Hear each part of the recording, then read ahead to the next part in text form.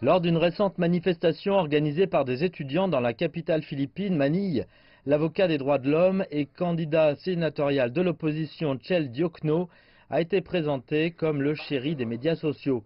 Parmi les jeunes, qui représentent près du tiers de la population électorale du pays, il semble avoir un soutien considérable.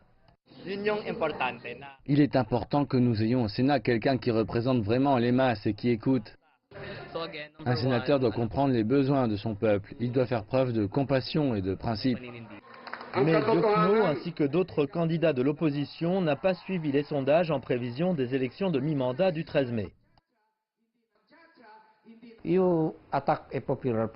Vous attaquez un président populaire, vous êtes fondamentalement en train de vous suicider. Encore une fois, Duterte ne se présente pas. Vous devez le mettre en contact, lui ou vos critiques, avec ses candidats, ce qui, à mon avis, est très faible.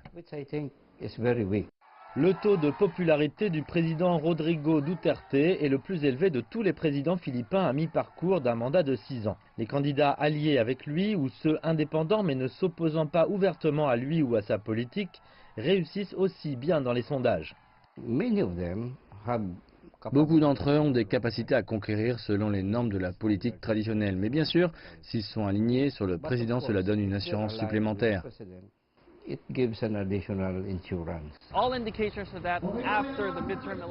Tout porte à croire qu'après les élections de mi-mandat, le président Duterte disposera de majorités suffisantes, tant dans la chambre basse que dans la chambre haute du Congrès, pour faire avancer son programme législatif. Il s'agit en premier lieu de passer d'une forme de gouvernement unitaire à une forme fédérale. Certains craignent que le gouvernement ne perde son système de frein et de contrepoids, mais les analystes estiment que les alliances lors des élections ne sont pas nécessairement permanentes.